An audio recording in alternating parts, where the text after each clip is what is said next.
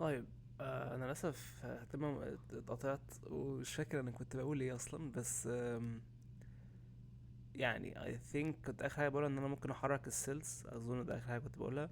فاظن الحته دي كده تمام، يعني تكتب بايثون كود في الكود سيلز، تكتب مارك داون او ليتكس برضو في المارك داون سيلز، وتعرف تحركهم وتعرف ترنهم. ان انت تعمل يا اما تقف عليهم وتدوس شيفت انتر، يا اما كنترول انتر، الاتنين بيشتغلوا. شيفت انتر لما تدوسه بيشفتك للي بعدها، يعني تلاقي ان انا بقيت سيلكت على دي. لو دوست كنترول انتر هيرنها وانا واقف عليها، يعني انا ما اتحركتش بس هي تعمل لها رن. فده الفرق يعني. اوكي، فده اظن ده الجزء ده يعني خلاص. في شوية زراير فوق اللي هي دي اد سيل، ودي بتكات السيل. كات صراحة هي اسمها كات، بس في الاخر هي ديليت، يعني انا مش عارف. احس انت ممكن تكات وبعد كده بيست، بس يعني محدش بيعمل كده. يا اما تديليت من الزرار ده، يا اما ممكن تعمل كات وخلاص. فده اللي انا يوجولي بعمله عشان يعني اسهل. يعني زرار الديليت ده صغنون كده وصعب تجيبه ساعات، يعني مش بستخدمه كتير يعني. في بقى كده طبعا كوبي وفي بيست، بظن دول ميك سنس. يعني عملت كوبي هنا وبيست هيعمل نفس السيل مرتين. ودي اللي بترن، بدوس عليها ترن السيل اللي انا واقف عليها. طبعا السيل دي مش بتطلع اوتبوت. خليني طب احط حاجه يعني، يعني اهي، يعني فاهم. ف تمام، هي شغال. ليه مش بتطلع حاجه؟ عشان ده بيلوب على الانبوت فولدر ويليست اي فايلز موجوده جواه، وطبعا حاليا الفايل ده او الفولدر ده فاضي، فمش بيعمل حاجه يعني. ودي بترن كل حاجه. يعني لو دوست على دي هيرن كل السيلز من اول سيل ترتيبا لحد اخرهم. طبعا هتلاقي فيه الرقم ده بيظهر. ايه الرقم ده؟ ده السيل يعني، الاوردر بتاع الرن بتاع السيل من اول ما انت بدأت السيشن اصلا. يعني أنا دلوقتي عملت دلوقتي يعني تاسع سلة عملت لها ران من اول ما فتحت النوت بوك اصلا، كان هي دي. فلو عملت لها ران تاني تلاقي بقت 13، عملت لها ران تاني بقت 14، هكذا. و... فايه قوة ده؟ ان هو بيقول لك مثلا يعني بيديك ايديا في الترتيب اللي انت بترن فيه. يعني طبعا لما ترن كتير قوي، يعني ميات بقى امتينات وكده، بيبقى ده مش مفيد قوي. هو بس بيقول لك الريليتيف اوردر، اللي هو مثلا اخر خمسة سيلز كان ترتيبهم عامل ازاي كده يعني. بس مش هتعرف تقول مثلا مين اول سيل رنتها خلاص، عشان خلاص ده كده كده ديليتد يعني. ف بس يعني. طيب I think كده كده كل حاجة في الانترفيس اللي جوه. والران اول، وهنا زي ما قلت ممكن تغير بيها التايب بتاع السيل. انا واقف على السيلة دي وحولتها مارك داون، كل الكود ده يتحول لكود مارك داون. فهتلاقي الهايلايتنج راح، وهتلاقي الحاجات قلبت يعني مارك داون سينتكس بقى. فطبعا ده هيبوظ لو رنيت. هو يعني مش هيبوظ، هيشتغل بس هيديني اوتبوت غريب يعني. هو كده اعتبر ان الهاشتاجز دي اللي هي كانت كومنتس في بايثون بقت هيدنجز في مارك داون، فبقت دي عناوين. فبيبقى ليها افكتس غريبة يعني. بس وبس ده كل حاجة في الجزء ده يعني. نخش بقى في الجزء ده اللي هو جزء بقى تريكي شوية. دلوقتي انت لما تفتح كاجل وترن النوت بوك، انت كأنك بتستعين بماشين اونلاين، يعني في مكان ما في العالم يعني، عشان خلينا بشكل بسيط يعني. فالماشين دي هي دي اللي انت بترن عليها الكود بتاعك. انا لما بدوس رن دلوقتي، انا الاوتبوت او الرننج اللي حصل ده مش على جهاز انا، ده على جهاز بره تبع كاجل في سيرفر معين. انا بس دلوقتي بكونكت عليه وبستخدمه. فده ليه هتلاقي فوق هنا على اليمين في حاجه اسمها درافت سيشن، والوقت اللي انا فاتحه في السيشن. يعني ايه سيشن؟ يعني أنا دلوقتي ده الوقت اللي انا قعدته كونكتد الماشين ده، واللون الاخضر ان انا كونكتد ليها يعني.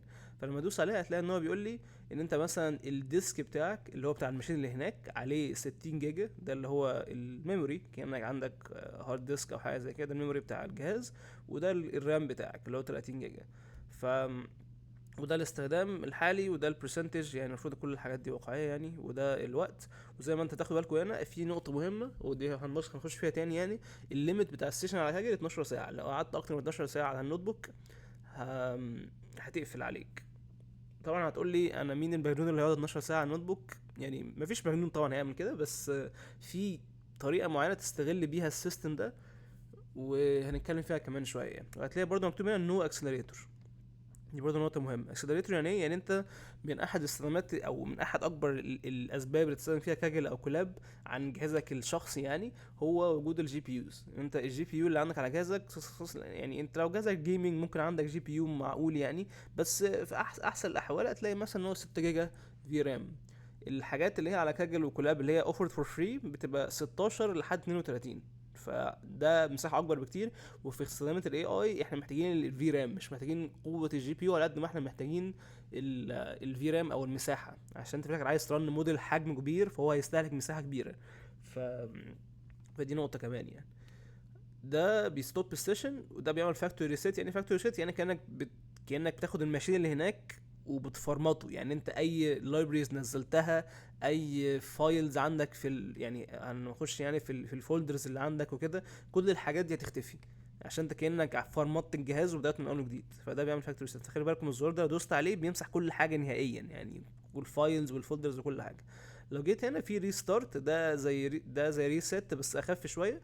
مجرد هيريستارت النوت بوك دي، فتلاقي لما ادوس عليه، لو خدت بالكم من ال 15 اللي هنا دي، لما ادوس ريستارت هلاقي الارقام كلها اختفت، عشان كاني دلوقتي بدات من اول جديد. لما اجي رن دي هيقول لي واحد، عشان كاني لسه بدأ من اول جديد خالص فريش يعني. فاي فاريبلز كانت عندي اختفت. يعني انا لو كان عندي هنا x equal 5 مثلا و print x،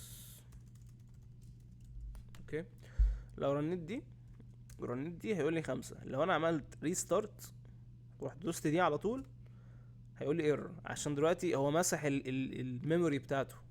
مش معنى الميموري كاني مسحت الميموري بتاعت الجهاز، بس كاني مسحت الفاريبلز بتاعتي، كاني برن من اول جديد من الاخر. هو ده اللي بيحصل، ده معنى ريستارت يعني. وكلير سيل اوتبوت يعني بيمسح لو في اي اوتبوت في السيل تمسحها. الاوتبوت بتاعت السيلز بتفضل موجوده. يعني انا مثلا لو عملت دي ودي ودي ورحت قفلت السيشن، هتلاقي انها تفضل موجوده.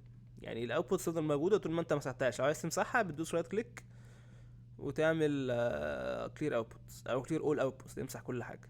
فعملت كلير اوتبوت هيمسح لي الاوتبوت بتاعي.